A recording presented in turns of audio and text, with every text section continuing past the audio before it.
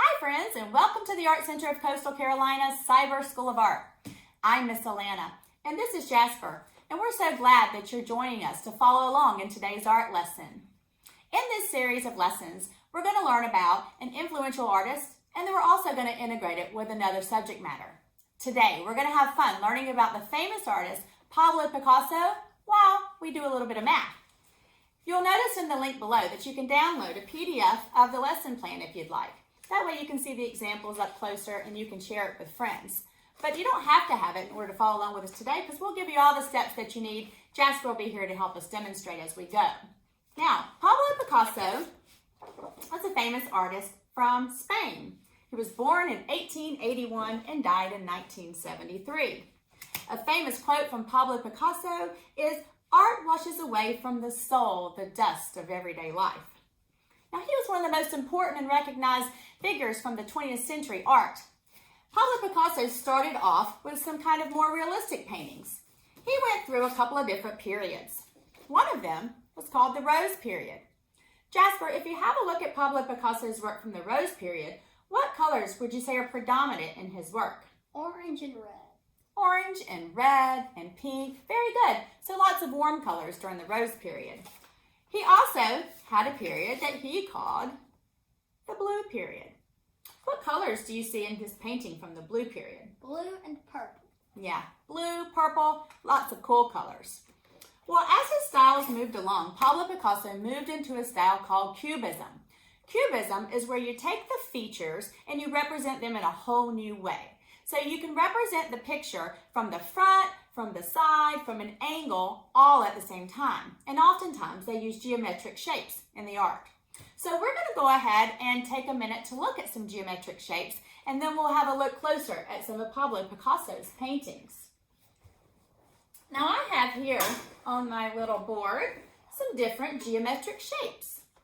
Now, a polygon is a geometric shape that only has straight edges. You can have any number of them, at least 3 so that it's a closed shape, but it only has straight edges. So Jasper, I'm going to give you the pointer here. Can you show us which shapes on the board are polygons? They're all polygons. They're all polygons. Good, it was a trick question. All of these are polygons because they only have straight edges. Now, sometimes the name of a shape indicates how many sides it has. Like a triangle. How many sides does a triangle have? 3. 3, very good. Can you look at the board and show us some examples of triangles? This one's a triangle and this one's a triangle. Good job, Jasper. So we found 2 triangles on the board. Now, other shapes are also named by the number of sides. Like a pentagon has 5 sides. So let's have a look now, Jasper, and see if you can find a pentagon on the board. It will only have 5 sides. I think this one's a pentagon. This one could be, but let's count the sides and find out. 1, 2, 3, 4, 5, 6, 7, 8. So can that be a pentagon if it has 8 sides? No, that one we call an octagon. Can you find one that has 5 sides? Let's try again. I think this one's a pentagon. Yes, let's try it and see. 1, 2, 3, 4, 5. And Jasper's correct. There's a pentagon. Now, there are lots of shapes that have 4 sides, like a square or a rectangle, but some of these shapes have different names than that. Now, any shape with 4 straight edges, including a square or a rectangle, is called a quadrilateral. Can you say that big word? Quadrilateral. Quadrilateral. And the prefix quad means 4. Yeah, very good. All right, so there are different types of quadrilaterals. So first, let's see if we can find which ones are quadrilaterals. Which shapes only have 4 straight sides? This one, this one, and this one. Very good. And I see 2 more that only have 4 sides. Let's keep looking. This. Yes. And this one. And then our tricky friend up here. Looks a little funny, right? But it still has 1, 2, 3, 4 straight sides. So it's a quadrilateral. Now, the next family of shapes are called the trapezoids. Trapezoid is a quadrilateral, but it has 2 sides that are parallel. The other sides don't have to match. Can you find a shape that only has 2 parallel sides? This one and this one. Very good. Those are trapezoids. Now, some of the shapes have 2 sets of parallel sides. They usually look like a rectangle that's kind of leaning over. And we call that a parallelogram because it's got two sets of parallel lines. Jasper, can you find a parallelogram on our board? This one's a parallelogram. Very good. Now that we know the names of our shapes, that's going to help us as we go along with our cubism lesson. So let's get started. We're going to have a look at two paintings here that I have on the board. And I've also got two more examples that you will find in the printed out lesson as well. Now, as we look at all of these portraits that Pablo Picasso has painted, they have some similarities and some differences. So Jasper, if you have a look at the paintings, we've got these two, and we also have these two. Can you tell us anything that these paintings all have in common? They both have hats. Okay. And those, yes. All four of the pictures that we're looking at have hats. Now, what about, are they all the same sex? Yes. Yes, all of these happen to be women. Most of the paintings that he painted were of women, not men. All right, what else did these pictures all have in common?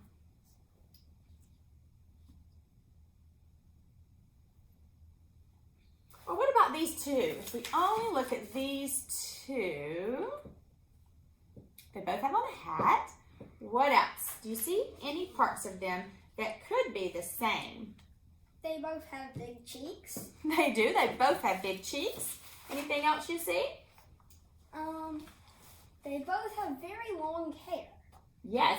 And their hair, look, it's got stripes, like pattern in it. And I noticed that both of these ladies have blue lips too. Kind of interesting. All right. Now, one thing that really made his work unique, besides the fact that he had these geometric shapes, was that an aspect of cubism is that you can show more than one point of view in the same picture. So normally if you were going to paint a picture of someone straight on, their eyes would look kind of like almond shapes, right? And the nose would be nice and symmetrical, and so would the mouth. But if you were drawing someone from the side, the nose would have a different shape. The eye would have a different shape, and the ear would be seen differently from the side. We call that the profile view. So what Pablo Picasso did was mix it up. So in one painting, you might have a profile view of a nose and a mouth, but then the eye looks as if she's turned back towards you again in the same painting. So if you have a look at the examples, you'll notice that happens a lot in his work. We also have in this painting, one of the eyes, this one, looks like you're looking straight on. It's kind of an almond shape. And then the other eye is from the side view. We call that the Egyptian eye, where the face is turned, but we can have a side-on eye. I also noticed that the nose is in profile view in this one, which wouldn't match the same way you'd see the eye. So you mix it up within the different planes and can show lots of things at one time. Another thing that we notice in his art is that things aren't necessarily lined up. Here, the eyes, one is much higher than the other, and we know that that wouldn't happen in real life if it were a realistic painting. So, you ready to get started? Yeah, all right. So in today's lesson, all you really need to do the lesson is a piece of paper and a pencil. We're going to use some things like a ruler, or maybe you have something else you can use for a straight edge. We've got black Sharpie markers, but you could just use a pencil again, or any kind of black marker. And then we've got some coloring tools. We've got colored pencils, crayons, markers, anything that you have at your house that you can color with will work. So we're going to start by taking our paper and we're going to fold it 5 times. Now these folds don't have to be straight hot dog or straight hamburger folds. They're going to be like diagonal folds. And don't worry about lining up your corners. Each time you fold, I want you to press it really good to get a nice firm seam there. So Jasper, will you fold your paper 5 different times? Each time we're going to open it up. And you follow along with us at home. Give it a good crease. Okay. 3.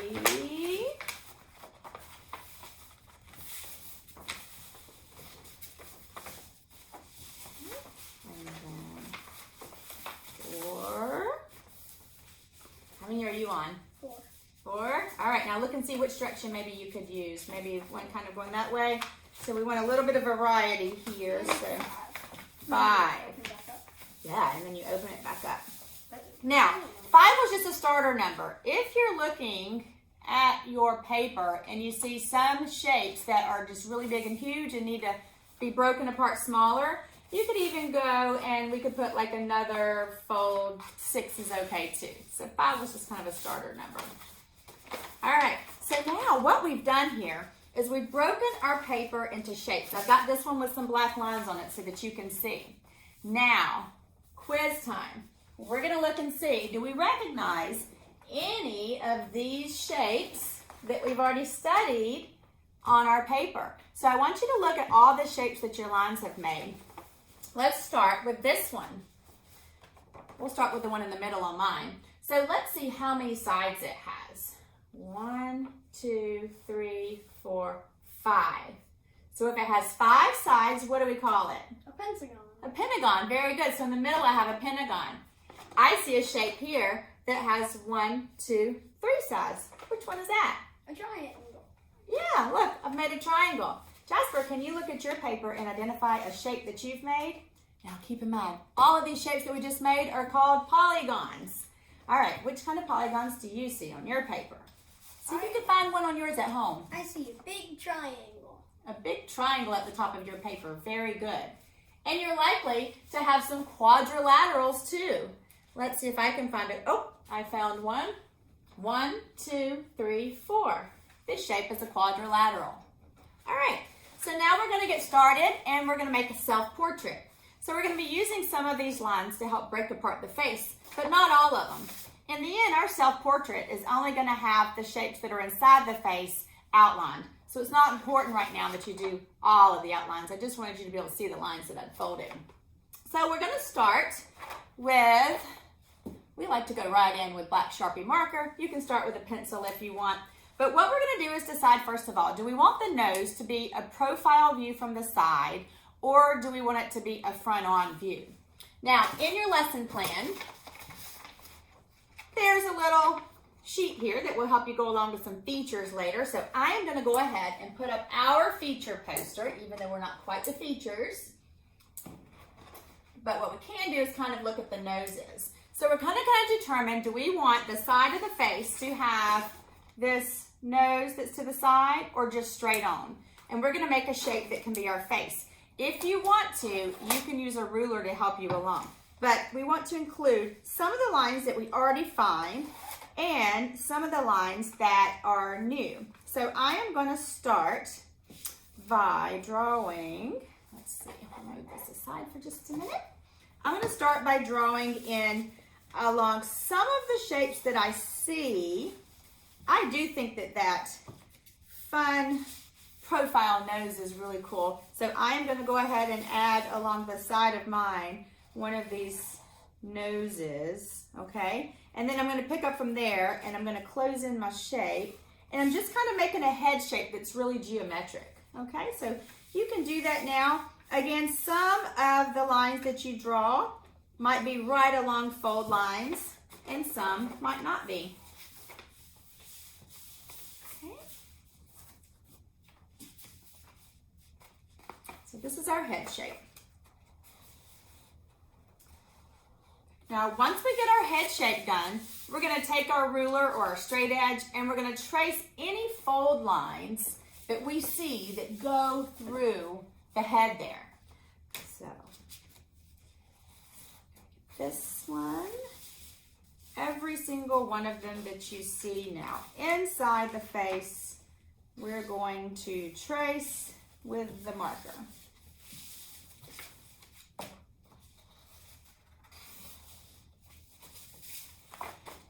Like this. And then you can have a look, and if you don't feel like your head's big enough, you can add some more sides to it. So if you don't feel like you have enough to work with there. All right, good. Now, as you turn your paper around, you might feel like you want a little more space to use into some of this. Like with Jasper's, he's got a lot of extra space at the top and a lot of extra space at the bottom. So he might add one more polygon to give himself a little bit more room to work with. So I would suggest maybe you could give another polygon across here, or even come up with this line and come across to give yourself one more big polygon to have more surface in the face to work with. Because in a minute, we're going to add some features to the face. We want plenty of room to add eyes, nose, mouth. Just close that shape right up. Now, after you've drawn all your lines, you're going to decide where the top and where the bottom is of your shape. And you're going to use different perspectives to fill it in. So again, we want some of your features to be from the profile or the side, and some of them to be from the front. So on the poster here, an example of an eye from the side would be this one. And an example, or the bottom one, an example from an eye from the front would be this one. Now, I want you to go ahead, if you don't have the nose on there, let's put a nose. I've got my nose here because mine's on the side, but if you don't have a nose on the side like Jasper, let's determine where the nose is going to be. And you are going to, again, in your lesson plan, you've got some features here. You're going to pick one of these in that section, or you can make up your own, and you're going to draw it kind of in the middle of your face here. If you've already done the profile nose, like one of these examples, now you can just add nostrils to it. So I'm going to do that to mine now. I'm going to add a black nostril there to mine. Very good. Now the next thing we have to do are add eyes. So because I had a profile view on my nose, I'm going to choose a different one of these polygons. It can be this one, this one, this one, and I'm going to put an eye in it. Now, you can change angles now if you want. So I had a profile view for my nose. So now I'm going to do an eye that's from a front-on view. So I'm going to do an eye that is something like this one. All right, so you're going to choose a different polygon. So you can choose this one or this one and pick any kind of eye you want.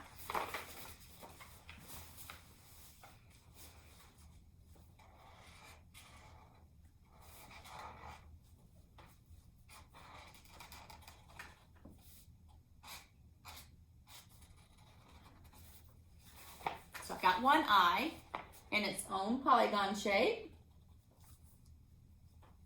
And then you're going to pick another polygon. Remember, it doesn't have to be level. It could be higher or lower, wherever you want it to be. And you're going to put the other eye. Now, I think it's really fun to choose a different kind of eye for this one. So pick an eye you haven't tried out yet. I think I'll try this one. It's got a side view.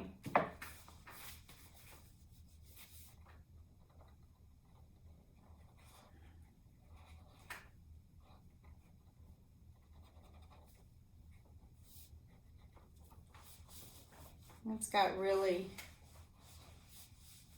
fierce looking eyelashes. Those look like little spider legs coming out there. So now I've got a second eye. We're going to continue this way. We're going to add a mouth next. So have a look at the mouths or make up your own mouth. Again, with each one of the features, we're going to pick a different polygon to put it in. Again, here's the example.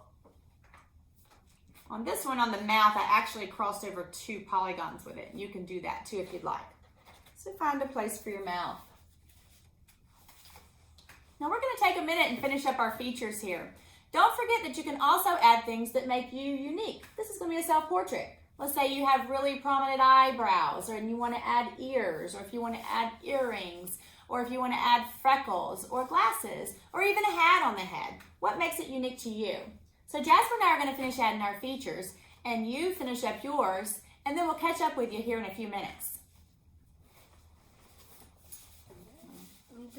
So Jasper and I are almost finished with our facial features. We've got our eyes and our nose and ears and mouth, and now we're just going to take a few minutes and add some other things like hair, bow ties, hats, any of those items.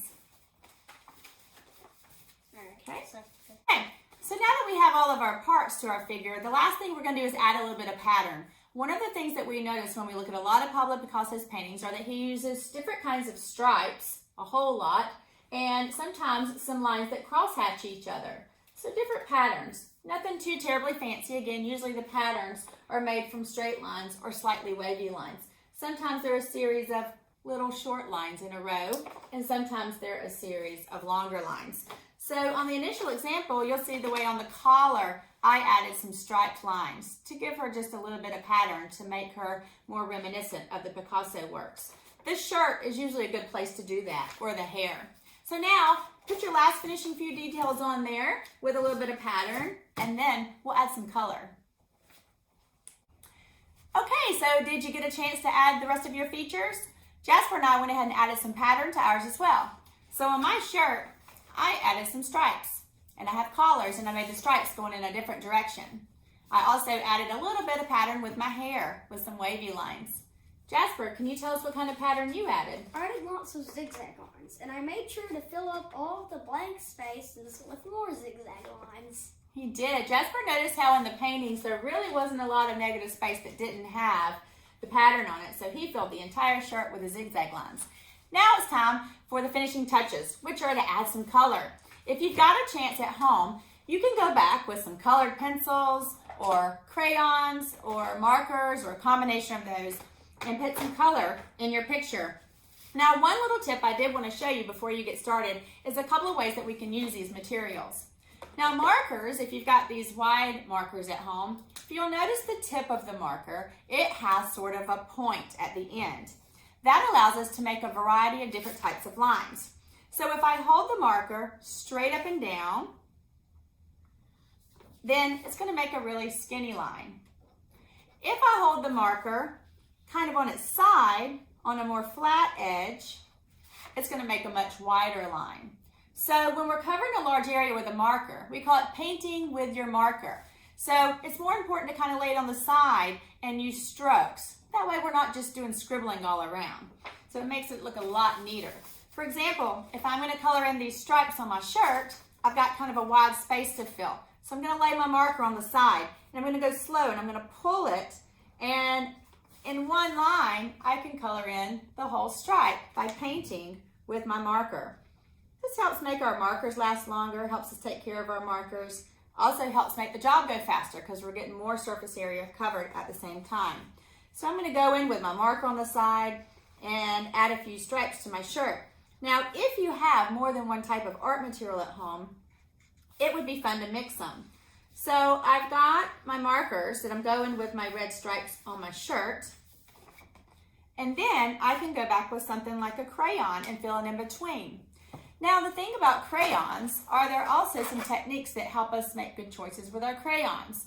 So for example, if I wanted to go in with, Jasper, help me pick a color. I've got a red stripe. What should my other color stripe be on my shirt? I think your other stripe should be some kind of orange. Maybe this one. All right.